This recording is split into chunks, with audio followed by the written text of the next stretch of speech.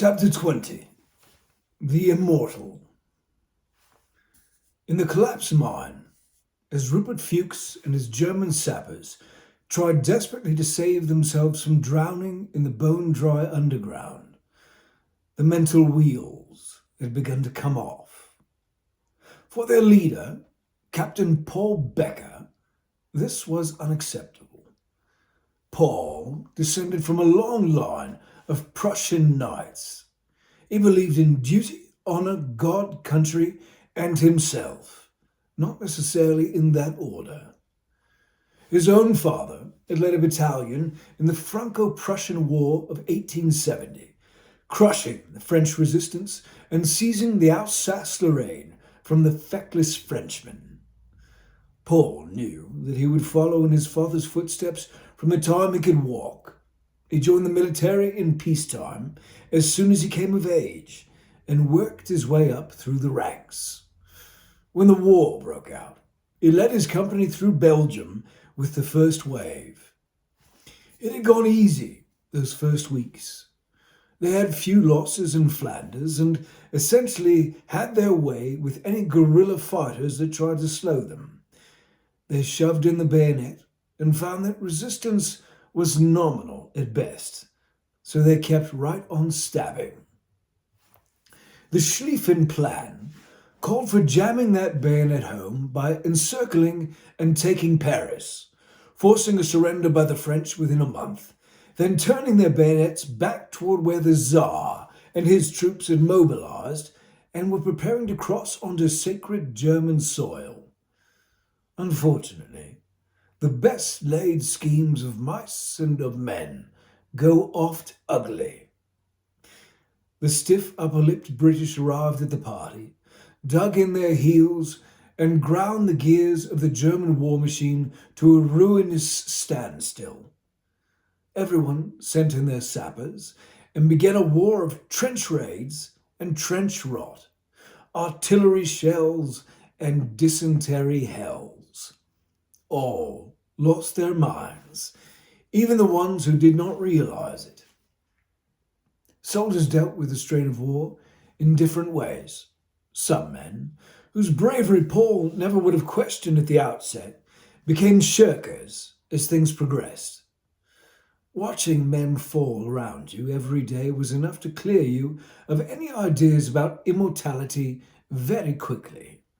And once the belief that death was something that happened to lesser men than you was proven a false premise, the reasonable thing to do was to break down or create opportunities for survival by avoiding danger.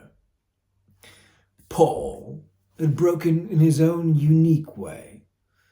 After one incredibly bloody show, an attack on the French that had left the majority of his company wounded or dead, he had decided he could not be killed. He had walked out of the French trenches unscathed, not a nick, not a scratch. Part of him knew this immortality was a lie, but somewhere in his sickness he had certainty that if he released this newfound belief, he would be unable to continue soldiering, and that was something he would not accept. Dishonoring his father and family would be tantamount to death. So he chose to grasp onto this fiction with zealous faith and certainty. He did not make mention of his immortality to his superiors or subordinates. He knew that they would realize he had lost his mind if he uttered it aloud. But he also knew that it was one piece of flotsam keeping him from drowning in the deep, dark ocean of blood he was skinny dipping in. After a long, violent stretch spent facing the British and their Gurkha warriors, Paul Becker's company had been given a brief respite. They were sent south to hold the line at a quiet sector. The orders came as a surprise to Paul, and it was much to the dismay of the Saxon infantrymen who had held that quiet section of trenches for a solid year that they were to be uprooted from their spot. When Paul spoke to their lieutenant colonel, he understood why.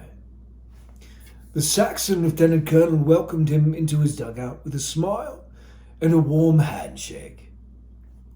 They had a schnapps together and talked about their respective families. Despite the pleasantries, Paul could tell that the lieutenant colonel wanted to tell him something more and was looking for a way to do it. Finally, he got around to the point. "Captain, come along with me. I'd like to show you something." Paul followed the lieutenant colonel out of the dugout, through the fire bays, to the front line. The construction of the fortifications was excellent, but there was something amiss. The trenches and sandbags, parapets and barbed wire were immaculate, in the sense that they had never been touched by shrapnel or gunfire.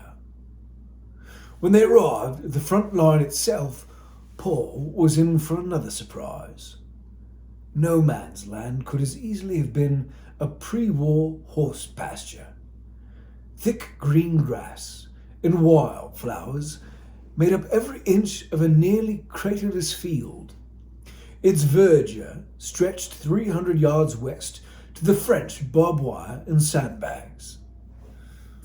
The Saxon lieutenant colonel climbed an assault ladder and stood on the parapet, clearly in sight of any snipers or riflemen that the French had waiting from their fortifications. He turned back toward Paul and spoke quietly. "You see, Captain, we have created a unique sort of situation here. Perhaps now you can understand why my men are unhappy at the prospect of leaving." Paul smiled. "Please explain yourself, Lieutenant Colonel." It was not a particularly cold smile, per se, but it gave the Lieutenant Colonel a pause. It took a moment, organizing his thoughts, before he jumped in with both feet.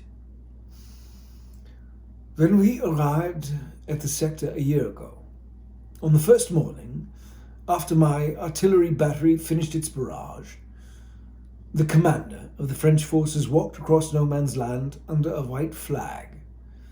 I thought, this is insane. Is he truly going to surrender to me after one shelling?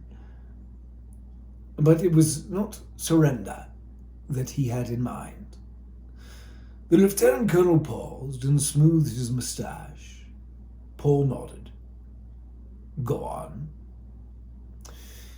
"He had a proposal for a sort of separate peace between our companies. Each morning they would fire 5 shells at us, ranging the targets behind our front lines. In return, we would fire 5 back at them, and then we would call it a day's work. If observers from HQ came, we were to send word to them and vice versa, so that a more committed, hostile posture could be presented without loss of life on either side." Paul allowed himself a moment to digest that. "I see. Very interesting. And you accepted this?" "Not immediately. I slept on it. Or rather, I spent the night tossing and turning it over in my brain, with very little sleep involved. The next morning at 7 o'clock sharp, 5 French rounds flew over our heads and struck empty ground behind our trenches. Then nothing. I went to our battery commander and ordered him to stand down.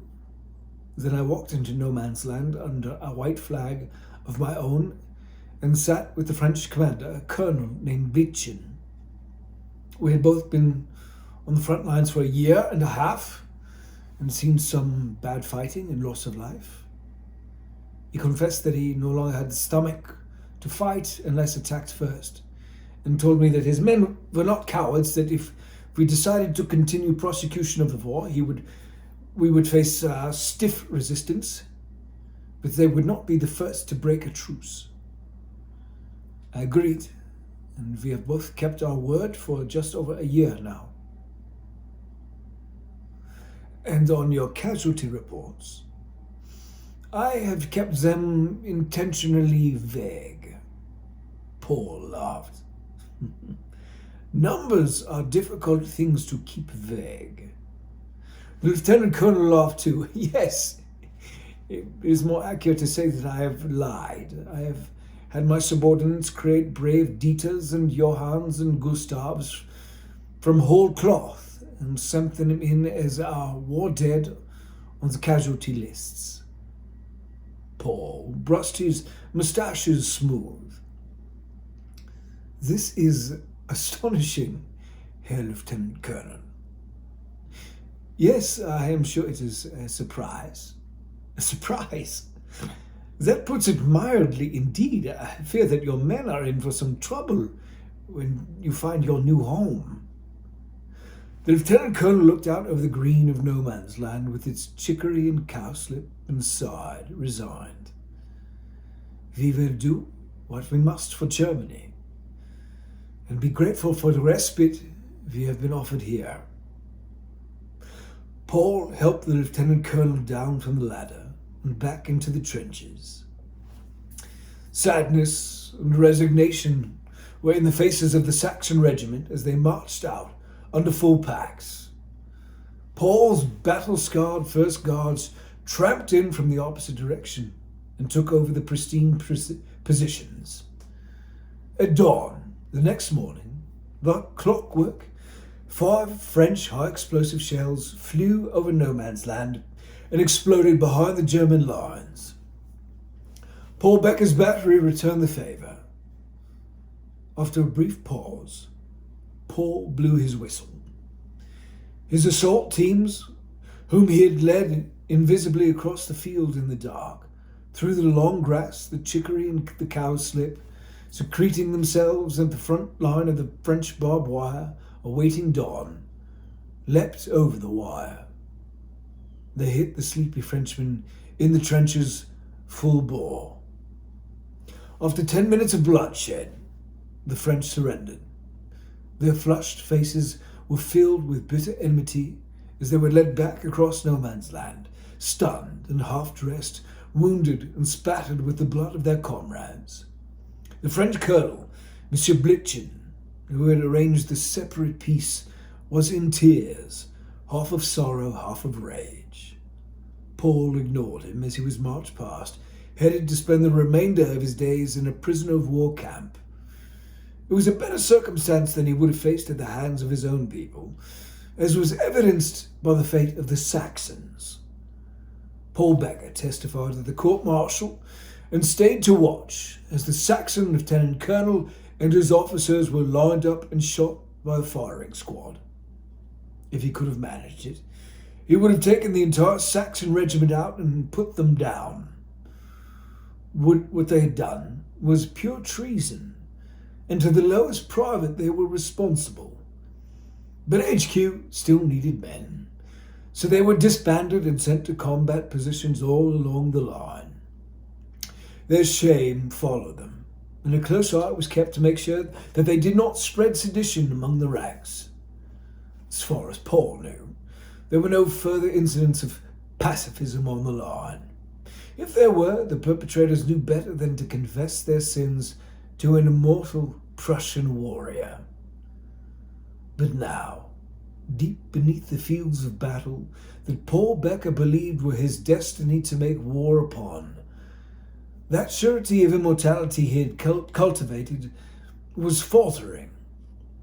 As Rupert Fuchs and his sappers tried in vain to dig to the surface, Paul's certainty was fading fast, and a new belief that this cavern would be his mausoleum had begun to take hold.